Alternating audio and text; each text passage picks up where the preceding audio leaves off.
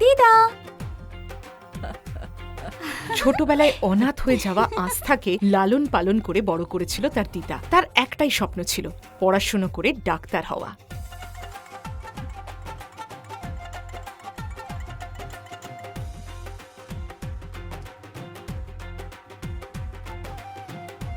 কিন্তু এটা কিভাবে হলো? কিভাবে আস্থা কোণে হয়ে গেল?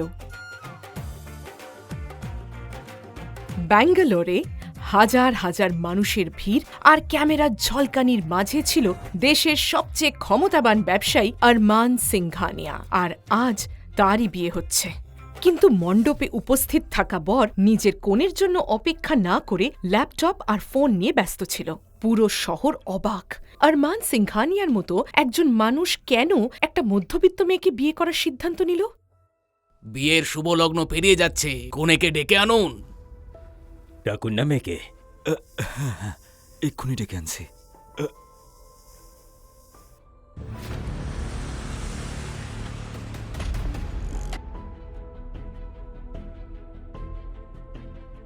আরমানের কনে প্রিয়াঙ্কাকে পছন্দ করেছিলেন আরমানের দাদু আলোক সিংঘানিয়া। প্রিয়াঙ্কা ছিল তাদের অফিসের একজন ক্লার্ক মনোজ মালহোত্রার মেয়ে। অত্যন্ত সরল আর সাদাসিধে মেয়ে প্রিয়াঙ্কা বাবার চাপে এই বিয়েতে রাজি হয়েছিল। কিন্তু আজ এই বিয়ের দিনে মনোজ যখন নিজের মেয়ের ঘরে ঢুকল, ঘরের অবস্থা দেখে তার পায়ের তলার মাটি অবধি সরে গেল। মণ্ডপে যাওয়ার ঠিক আগেই প্রিয়াঙ্কা উধাও হয়ে গিয়েছিল। আরে তুমি কি করলে? প্রিয়াঙ্কার বাবা মা বিষয়টা বুঝতেই তাদের পা কাঁপতে শুরু করল। ঠিক তখনই আলোক সিংঘানিয়া বুঝতে পারলেন কিছু একটা গন্ডগোল হয়েছে। সেটা বুঝেই তিনি রুমের দিকে এগিয়ে গেলেন। আরে মেয়ে তৈরি হয়েছে না হয়নি? হ্যাঁ, ও তো রেডি হচ্ছে, কিছুক্ষণের মধ্যে চলে আসবে। আপনি যান না। কিন্তু এই মিথ্যে বেশিক্ষণ টিকল না। আরমানের দাদু ঘরের ভেতর থেকে কান্নার শব্দ শুনতে পেলেন। তিনি দরজা ঠেলে খুলে ভেতরে ঢুকলেন। একটা সাধারণ নিষ্পাপ কিন্তু অসাধারণ সুন্দর মেয়ে বসে কাঁদছিল, যার নাম ছিল আস্থা। এটা দেখে আলোক সিংঘানিয়া রাগে গর্জে উঠলেন। প্রিয়াঙ্কা কোথায়? প্রিয়াঙ্কা পালিয়ে গেছে স্যার, আর আমার সম্পূর্ণ বিশ্বাস যে এই আস্থাই ওকে সাহায্য করেছে। আমি কিচ্ছু করিনি মামি, প্লিজ আমার কথা বিশ্বাস করো। এ বিয়ে তো নিশ্চয়ই হবে। যদি কোণে পালিয়ে গিয়ে থাকে তাহলে ওর জায়গায় অন্য কেউ বসবে। যদি এই বিয়েটা না হয় তাহলে জানো তো আরমানের রাগ থেকে কেউ বাঁচাতে পারবে না, আমিও না।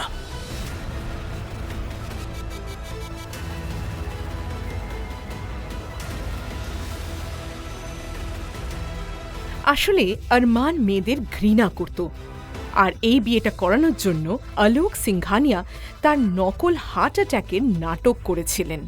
যদি কোণে পালিয়ে যাওয়ার কথা প্রকাশ পেত তাহলে আরমানের রাগ সবাইকে ছাই করে দিত। তাই কোণের মা সীমা আস্থাকে সামনে ঠেলে দিয়ে বলল, এই সব কিছু এর জন্য হয়েছে, তাই এর মূল্য ওকেই চোকাতে হবে। শোন আস্থা, এখন আরমানের বউ তোকেই হতে হবে, শুনতে পেয়েছিস? আস্থা প্রচণ্ড ভয় পেয়ে গেছিল। ও কাঁদতে কাঁদতে বলল, আমি বিয়ে করতে চাই না মামি, প্লিজ আমাকে দিদার কাছে যেতে দাও প্লিজ। ওই প্রিয়াঙ্কা দিদি বলছিল যে ও এক বাজে কথা বলা বন্ধ কর তুই, আর যেমন বলছি তেমন কর। আস্থা কাঁদছিল, চিৎকার করছিল, কিন্তু কেউ ওর কথা শুনল না। এই মুহূর্তে বিষয়টা কোনো মেয়ের জীবনের কথা ছিল না, বিষয়টা ছিল সিংঘানিয়া পরিবারের সম্মানের। আস্থা, তোমাকে এই বিয়েটা করতেই হবে, না হলে আরমান সিংহানি আমাদের সবাইকে প্রাণে মেরে ফেলবে। আরে তুমি জানো না ও কতটা ভয়ঙ্কর। আস্থার কাছে আর কোনো পালানোর পথ ছিল না। ওকে সঙ্গে সঙ্গে কনের পোশাক পরিয়ে সাজিয়ে দেওয়া হলো, আর মুখ ঢাকার জন্য মাথার উপর ঘোমটা দেওয়া হলো।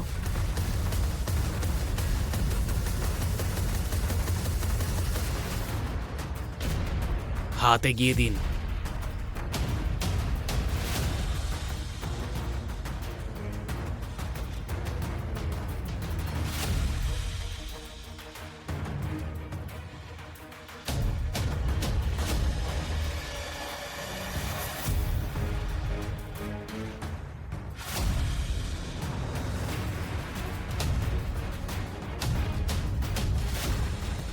পুরো মুখ ঢেকে রাখা ভারী ঘোমটার কারণে আরমান বুঝতেই পারেনি যে কোণে বদলে গেছে।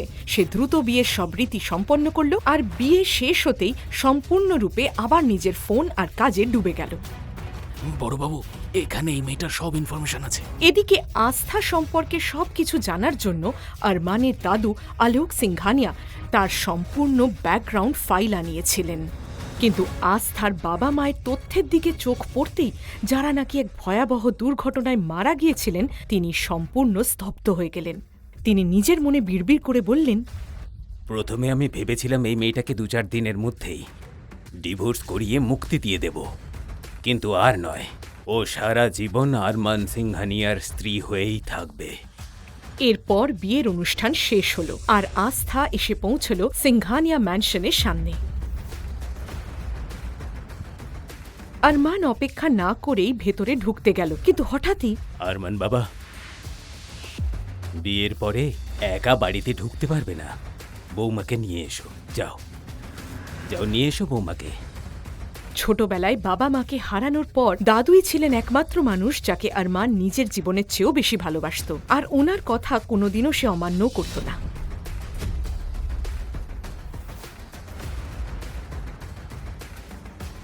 লোকেরা বলতো সিংঘানিয়া ম্যানশনে পা রাখা প্রতিটি মেয়ের স্বপ্ন, কিন্তু আস্থার জন্য এটা কোনো স্বপ্নের শুরু ছিল না, এটা ছিল তার ধ্বংসের দোরগোড়া। আস্থা তার ঘুমটা এখনো তোলেনি, তাই সে কিছুই ঠিক মতো দেখতে পাচ্ছিল না। আরমান রেগে গিয়ে লম্বা লম্বা পা ফেলে বাড়ির ভেতরে ঢুকল। ওদের ঢুকতে দেখে আরমানের ছোট ভাই আর কয়েকজন বন্ধু হলে জড়ো হয়ে শীষ দিল আর মজা করতে শুরু করল, কিন্তু লিভিং রুম পার হতেই আরমান আস্থাকে নিজের কোল থেকে নামিয়ে দিল।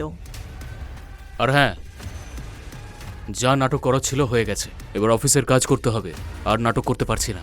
এই বলে আরমান নিজের স্টাডি রুমে ঢুকে গেল।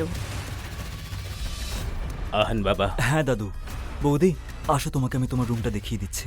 এদিকে দাদুর ইশারা পেয়ে আরমানের ভাই আহান আস্থাকে আরমানের রুমে নিয়ে গিয়ে বলল, আসো বৌদি, ওয়েলকাম। এটাই হলো তোমার রুম। যদি কোনো কিছু দরকার হয় তুমি শুধু বেলটা বাজিয়ে দিও, কেউ ঠিক চলে আসবে তোমার সেবা করার জন্য। তুমি কমফোর্টেবল থাকো, আমি না হয় কিছুক্ষণ বাদে আসছি। আস্থা ভেতরে ঢুকতেই ও স্বস্তির নিঃশ্বাস ফেলল।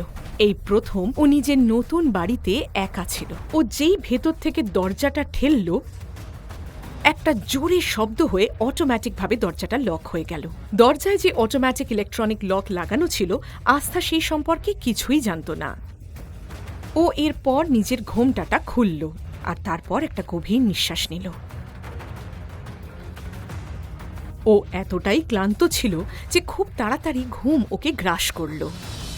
এদিকে ঠিক রাত 2টোয় আরমান যখন নিজের কাজ শেষ করে ঘুমানোর জন্য রুমে এলো, ও দেখতে পায় আস্থা বিছানার এক কোণে অন্যদিকে মুখ করে ঘুমিয়ে আছে। ওকে দেখেই আরমান ঘৃণা ভরে বলল, দাদুটাও না, ওকে আমার ঘরে পাঠানোর কি দরকার ছিল? যদিও বিয়েটা নাম মাত্র, তাতে কিছুই যায় আসে না। সে যে মেয়ে হোক না কেন, কেউ কোনোদিন আমার লাইফে আসতে পারবে না। ও আস্থাকে জাগানোর অনেকবার চেষ্টা করল, কিন্তু আস্থা গভীর ঘুমে ছিল এবং সেই জন্য কিছুই শুনতে পেল না। এটা দেখে আরমান ভীষণ বিরক্ত হল, আর ঠিক তখনই টেবিলের ওপর রাখা ওই গ্লাস মেঝেতে ফেলে দিল। গ্লাসটা মেঝেতে পড়তেই সশব্দে ভেঙে চুরমার হয়ে গেল, কিন্তু তবুও আস্থার ঘুম ভাঙল না। আমি ওকে এত ভালো করে কেন ডাকছি? হঠাৎই আরমান নিজের পকেটে হাত দিল, আর মুহূর্তের মধ্যেই ও হাতে একটা বন্দুক নিল। রাগের মাথায় ও আস্থার বিছানার পাশেই গুলিটা চালালো। গুলির আওয়াজ পেয়ে আস্থা ভয়ে ঘুম থেকে উঠে পড়ল। গুলির শব্দ শুনে আরমানের দাদু আলোক আর ওর ভাই আহান দৌড়ে ওপরে চলে এলো। এ কেমন অসভ্যতা! বৌমাকে ভয় পাওয়ানোর কি দরকার ছিল? তোমার কথা মতো আমি এই বিয়েটা করেছি বটে, কিন্তু এই বিয়েটা আমি মানি না। তোমাদের ভাগ্য ভালো যে গুলিটা আমি ওর মাথায় মারিনি। আরমানের এই কথাগুলো যেই সবার কানে পৌঁছলো, ঘরের পরিবেশ একদম নিস্তব্ধ হয়ে গেল। আরমান দাদা, এটা তুমি ঠিক করলে না। বৌদিকে তুমি এভাবে ভয়... এই, কে বলেছে ও তোর বৌদি? ও তোর কোনো বৌদি ফৌদি নয়। আহান বাবা। হ্যাঁ দাদু। বৌমাকে গেস্ট রুমে নিয়ে যাও। ঠিক আছে দাদু। মা, আমি তোমার জিনিসপত্র ওখানে পৌঁছে দিচ্ছি। তুমি চলো আমার সঙ্গে।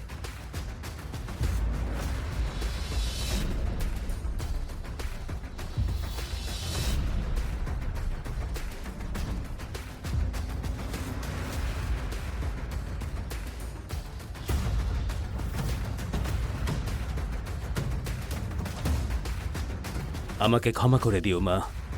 আমি জানি তোমার সঙ্গে আমি খুবই অন্যায় করেছি, কিন্তু তখন আর কোনো রাস্তাই ছিল না। দেখুন দাদু, আপনি ক্ষমা কেন চাইছেন? যা কিছু হয়েছে তাতে আপনার কোনো দোষ নেই। মা, তুমি আরমানকে যদি পুরোপুরি বদলে দিতে পারো তাহলে তাহলে আমি আমি তোমার ডাক্তার হওয়ার স্বপ্ন বাস্তবায়িত করব। এটা আমি কথা দিচ্ছি। এই কথাটা শুনতেই আস্থার চোখে যেন আশার আরেকবার ঝলক দেখা দিল। আমি জানি মা, এই কাজ একমাত্র তুমিই করতে পারো। চলো, এখন অনেক রাত হয়ে গেছে, আমি তোমার স্যুটকেস পাঠিয়ে দিচ্ছি। তুমি কাপড় বদলে এখানেই শুয়ে পড়ো। এমনিতেও কালকে সকালে আরমানকে প্যারিস যেতে হবে বিজনেস ডিলের জন্য।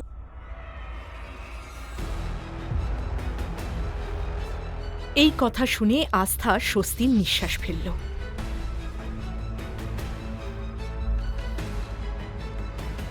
পরের দিন সকালে যখন ও ঘুম থেকে উঠল, বহুদিন পর শহরের সকালটা ওর কাছে খুব ভালো লাগছিল। কি যেন ভাবতে ভাবতে ও হেঁটে বাগানের দিকে চলে গেল। বাগানে পৌঁছতেই আস্থা একজনকে দেখতে পায় যে ফর্মাল প্যান্ট আর শার্ট পরেছিল।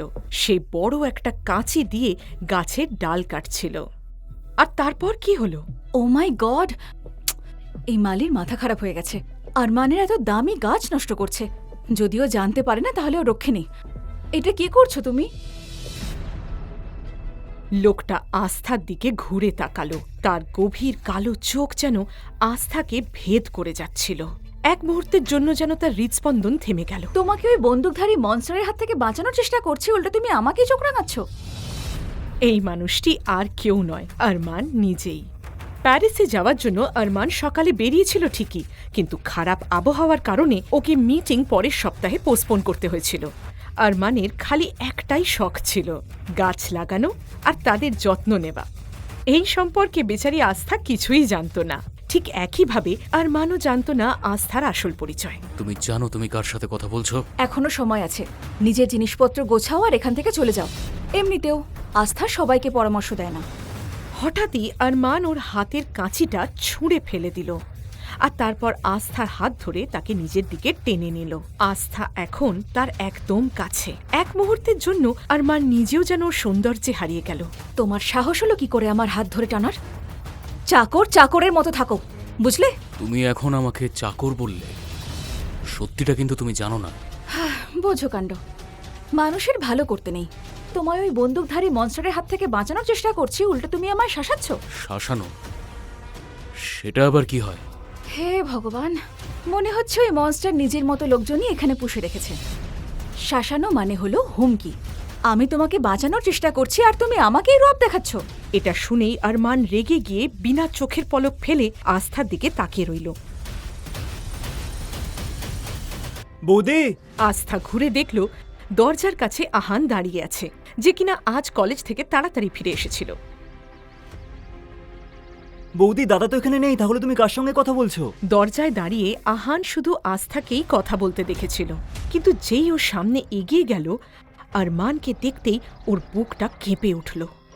ও ঘেমে গেল আর তোতলাতে শুরু করলো। বৌদি, মানে বলতে চাইছি ম্যাডাম, আপনি প্লিজ ভেতরে চলুন এখন।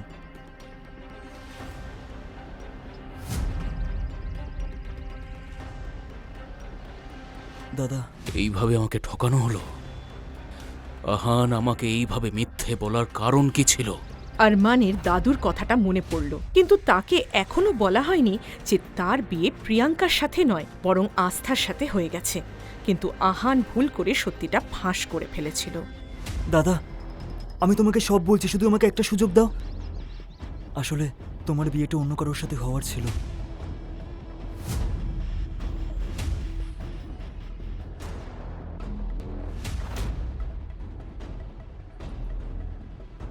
আহান যখন আরমানকে পুরো বিয়ের সত্যিটা বলল, তখন রাগে আরমানের শরীর কাঁপতে শুরু করলো। এদিকে আস্থা যখন বুঝতে পারল যে যার সঙ্গে সে এতক্ষণ ঝগড়া করছিল সে আর কেউ নয় বরং আরমান, তখন ওর মুখের রং উড়ে গেল। কিন্তু তখন অনেক দেরি হয়ে গেছে। আরমান নিজের পকেটে হাত ঢুকিয়ে সঙ্গে সঙ্গে একটা বন্দুক বের করল। আরমান, এটা কি করছেন? আমাকে যারা মিথ্যে বলে আর যারা ঠকায় তাদেরকে আমি ঘেন্না করি, আর আমাকে ঠকানো হয়েছে। এই কথাটা বলেই আরমান সঙ্গে সঙ্গে বন্দুকের ট্রিগার টিপে দিল। ভয়ে আস্থা চিৎকার করে সেখানেই অজ্ঞান হয়ে পড়ে গেল।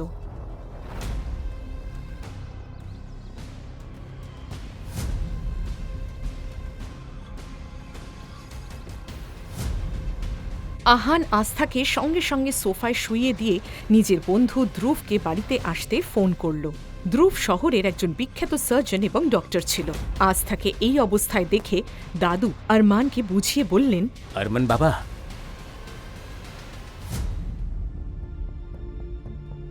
আমি মানছি বাবা, তোমার বিয়ে প্রিয়াঙ্কার সঙ্গে ঠিক হয়েছিল। প্রিয়াঙ্কা বিয়ের আগেই মণ্ডপ থেকে পালিয়েছিল। আমি ওরই কাজিন আস্থাকে এই পরিবারের সম্মান বাঁচানোর জন্য মণ্ডপে বসিয়ে দিয়েছিলাম। তুমি খুব বড় ভুল করেছো দাদু, এটা করা উচিত হয়নি তোমার। আর এই সব কথা বলে আরমান রাগে নিজের রুমে চলে গেল। এদিকে ধ্রুব এসে আস্থাকে পরীক্ষা করল এবং তাকে একটা ইনজেকশন দিয়ে বলল, ভয় পাওয়ার কোনো ব্যাপার নেই, আমি ওষুধ দিয়ে দিয়েছি, একটু পরেই বৌদির জ্ঞান ফিরবে। ধ্রুবের কথা শেষ হতে না হতেই আরমানের রুম থেকে আবারও গুলি শব্দ ভেসে এলো। সবাই ভীষণ ভয় পেয়ে গেল। সকলে মিলে দৌড়ে তার রুমের দিকে গেল। এদিকে দাদুর শরীরও ঘামে ভিজে গিয়েছিল। তার শরীরে এতটাও শক্তি ছিল না যে তিনি দৌড়ে আরমানের রুম পর্যন্ত পৌঁছে যাবেন। যেই মুহূর্তে আহান রুমে ঢুকল, ও দেখতে পেল আরমানের হাত থেকে রক্ত বেরিয়ে যাচ্ছে। আরমান দাদা, এটা তুমি কি করলে? ধ্রুব দেখো। দাদু কোনো মতে কষ্ট করে ওই ঘরে পৌঁছেছিলেন। এরকম একটি দৃশ্য দেখে যেন তার নিঃশ্বাসই বন্ধ হয়ে গেল। ধ্রুব, দাদুকে দেখো। দাদু। আহান যখন দেখল দাদুর শ্বাস নিতে কষ্ট হচ্ছে, তখনই সে দ্রুত ধ্রুবকে গাড়ি বের করতে বলল। দাদু, এদিকে আরমান আর বাড়ির সবাই যখন দাদুকে নিয়ে নিচে নামছিল, সবার চোখ গিয়ে পড়ল আস্থার ওপর। কারণ আস্থা তখনও হলের সোফায় অজ্ঞান হয়ে পড়ে রয়েছিল। অবশেষে আরমানের চোখ পড়ল আস্থার ওপর। সে রাগ আর ঘৃণা ভরা চোখে তার দিকে তাকালো। দাদুর আজ এই অবস্থার কারণ শুধুমাত্র তুমি আস্থা। এর ফল তোমাকে অবশ্যই ভুগতে হবে। খুব শীঘ্রই সবাই শহরের সেই বিখ্যাত হাসপাতালে গিয়ে পৌঁছালো আর দাদুকে এমার্জেন্সি রুমে ভর্তি করা হলো। এদিকে বাড়িতে জ্ঞান ফিরতেই আস্থা লক্ষ্য করল বাড়িতে আর কেউ নেই। সেই নীরবতা যেন আস্থার কানে বিঁধতে লাগলো। ভারী মাথা নিয়ে ও পুরো বাড়িতে দাদুকে ডাকতে লাগলো। দাদু, দাদু, আহান, কেউ আছেন? ম্যাম। আপনি কে আর আমাকে এভাবে আটকাচ্ছেন কেন? ম্যাম, আমি দেব, আর এখন এই বাড়িতে কেউ নেই, আর আপনার বাইরে যাওয়ার কোনো পারমিশন নেই। কেউ নেই মানে? একটু আগেই তো সবাই এখানেই ছিলেন। দাদু কোথায়? দাদুর শরীরটা হঠাৎ করে খারাপ হয়ে গেছে, তাই জন্য সবাই ওনাকে নিয়ে হসপিটাল গেছেন। আমি এখনই ওনার কাছে যেতে চাই। ক্ষমা করে দেবেন ম্যাডাম, বস, আরমান স্যারের পারমিশন ছাড়া আপনি বাইরে যেতে পারবেন না। আমার কারোর পারমিশনের প্রয়োজন নেই। আস্থার জেদের সামনে দেবকে হার মানতেই হলো। সে আস্থাকে গাড়িতে করে হাসপাতালে নিয়ে গেল। ওদিকে হাসপাতালের পরিবেশ খুব একটা ভালো ছিল না। ধ্রুব ওয়ার্ড থেকে বাইরে বেরিয়ে এলো। আরমান ব্রো, দাদুর অবস্থা খুব একটা ভালো নয়, আবার হার্ট অ্যাটাক হয়েছে। আর তুমি যদি একটু স্ট্রেস দাও তাহলে কিন্তু আমাদের দাদুকে হারাতে হবে। এই ধ্রুব, আমার দাদুর যেন কিচ্ছু না হয়, এই কথাটা ভালো করে মাথায় ঢুকিয়ে নে। সত্যিটা এটাই আরমান দাদা, সবসময় তোমার রাগ আর জেদের ফল দাদুকেই ভোগ করতে হয়। ছাড়ো দাদা, তুমি ছাড়ো। এখনো শুনবে না আমার কথা, তাই তো? আরমান, ছাড়ো ওকে। আরমানের বন্ধুরা আকাশ আর সুমিত মাঝে এসে ধ্রুবকে বাঁচালো। আরমান সম্পূর্ণভাবে ভেঙে পড়েছিল। সে একা গিয়ে দেওয়ালের পাশে ঠেস দিয়ে দাঁড়ালো। নিজের চিন্তায় মগ্নই ছিল। আর ঠিক তখনই গ্যালারির অন্য প্রান্ত থেকে দৌড়ে আসতে গিয়ে আস্থা ধাক্কা খেল আরমানের সঙ্গে। সে উপরে তাকিয়ে দেখল সামনে দাঁড়িয়ে আছে আগুনের মতো রাগে জ্বলতে থাকা আরমান সিংঘানিয়া। তুমি এখানে কি করছো? আমি দাদুর সঙ্গে আমার দাদুকে মৃত্যুর মুখে ঠেলে দিয়ে তোমার এত সাহস!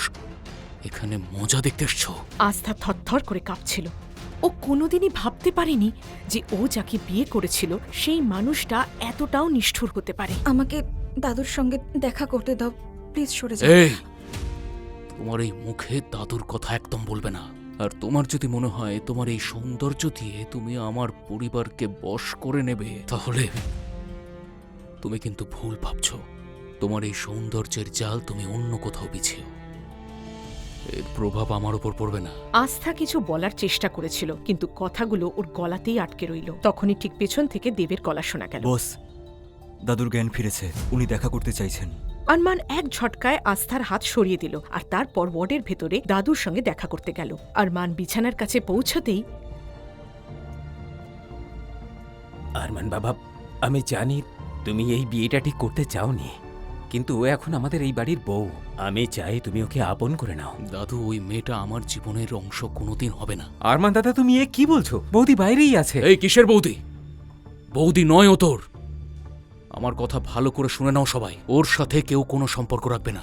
ঠিক তখনই দাদুর চোখে এক অদ্ভুত আগুন আর রাগ দেখা দিল। আরমান বাবা, আস্থা বাইরে দাঁড়িয়ে আছে। দেখো, যদি তুমি আমার বৌমাকে ভেতরে না নিয়ে আসো না, তাহলে আমার চিতাতে আগুন দেওয়ার অধিকারও আমি তোমার থেকে ছিনিয়ে নেব। এই কথাটা শুনে সবাই ঘরের মধ্যে নিস্তব্ধ হয়ে রইল। রাগে আরমানের মুখ লাল হয়ে উঠল। ওকে নিয়ে এসো। আরমান দাদা, মাথা ঠান্ডা করো। দাদু আস্থা বৌদিকে ভরসা করে ফেলেছে। যদি তুমি ওদের আলাদা করো, এই চিন্তায় দাদুর প্রাণও যেতে পারে। সত্যি বলো তো, কোনটা বড়, তোমার রাগ না দাদুর প্রাণ? কম করে একবার প্লিজ মানুষ হওয়ার নাটক করো। যদি এই মেয়েটা দাদুকে ভালো রাখতে পারে, তাহলে ওর ব্যবহার আমি আমার মতো করে করব।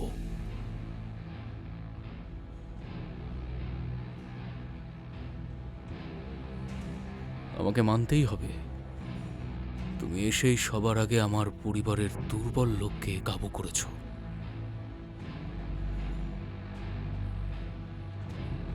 যতদিন দাদু এই হসপিটালে আছে, তোমাকে আমার স্ত্রী হওয়ার নাটক করতে হবে। আর তোমার চোখে যদি এক ফোঁটাও জল দেখা যায়, তাহলে তোমার পুরো পরিবারকে শেষ করে দেবো আমি। চোখের জলটা মুছে নাও আর ভেতরে চলো। আস্থা নিজের চোখের জল মুছে একটা বাধ্য শিশুর মতো আরমানের ঠিক পেছন পেছন ঘরে ঢুকে পড়ল। দাদু হেসে আস্থার হাত ধরলেন। আরমান ঘরের এক কোণে দাঁড়িয়ে দাদু আর আস্থাকে দেখছিল। ও কি এমন জাদু করলো যার জন্য কয়েক মুহূর্তের মধ্যেই সবাই ওর গোলাম হয়ে গেল? ওকে আমি পরে দেখে নিচ্ছি। বৌদি, এখন আপনার শরীর কেমন আছে? আরে আকাশ, তোর কি সত্যিই আমার চিকিৎসা নিয়ে কোনো সন্দেহ আছে? আরে একদমই না। বৌদি একদম ফিট আছে। আকাশ দাদা, ধ্রুব দাদা একদম ঠিক বলছেন। ভালো আছি আমি। ধ্রুব দাদা, আপনার কাছে আমার একটাই রিকোয়েস্ট, দাদু যেন তাড়াতাড়ি সুস্থ হয়ে বাড়ি ফিরে আসেন। বৌদি একদম চিন্তা করবেন না, রিপোর্ট আসতে 2-3 ঘন্টাই বাকি আছে। ততক্ষণ আপনি আরমান দাদার সঙ্গে বাড়িতে গিয়ে রেস্ট করুন। এটা শুনতেই আস্থার মুখ কেমন যেন ফ্যাকাশে হয়ে গেল।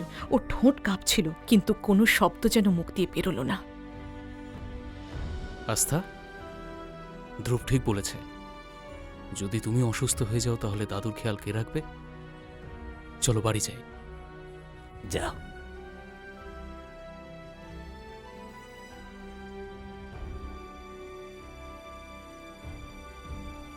সুমিত, আমি যেটা শুনতে পেলাম তুইও কি তাই শুনলি? দাদার কি হলো রে? মনে হচ্ছে বৌদি ম্যাজিক জানে।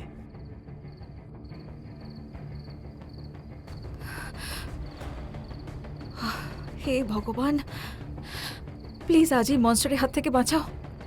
তোমাকে 101টা নারকল দিয়ে পুজো দেব। প্লিজ আজকে বাঁচিয়ে দাও।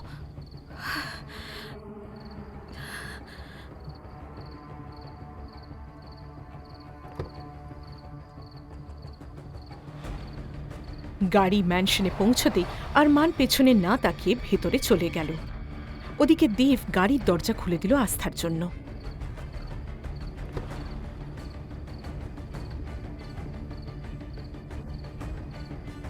দেবদাদা, আপনি কি বলতে পারবেন বাকিরা কখন আসবেন? চিন্তা করবেন না, ওরা 3 ঘন্টার মধ্যে চলে আসবে। আপনার যদি কিছু দরকার হয় আমি এখানেই আছি, বলে দেবেন।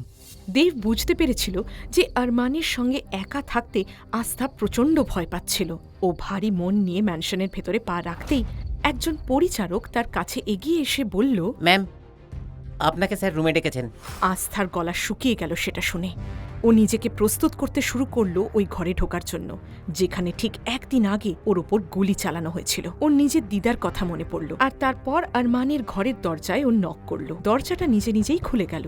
ও ভাবছিল ঘরের ভেতরে ঢুকবে কি ঢুকবে না, কিন্তু ইতিমধ্যে একটা ভারী গলা প্রতিধ্বনিত হলো। সারা রাত কি তুমি ওখানে দাঁড়িয়ে থাকবে, নাকি আমাকে আনতে হবে? ভেতরে এসো। আস্থা ভেতরে ঢুকল।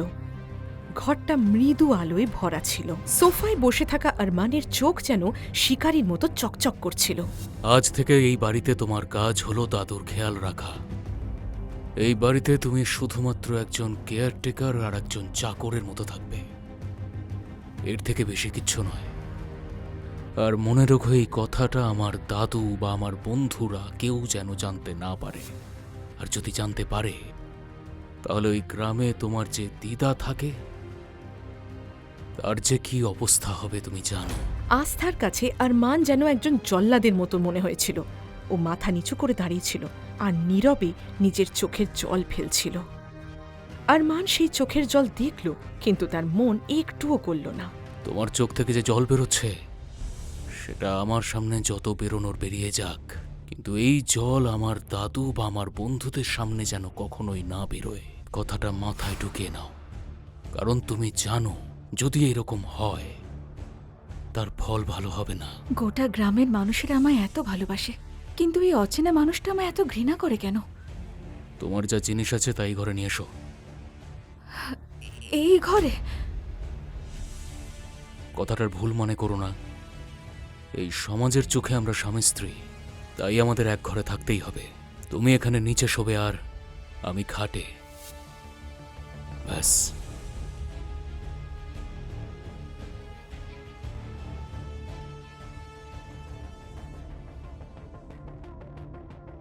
আস্থা দৌড়ে গিয়ে সেই ঘরে পৌঁছল যেখানে দাদু ওকে থাকতে বলেছিলেন, আর তারপর ফুঁপিয়ে ফুঁপিয়ে কেঁদে উঠল।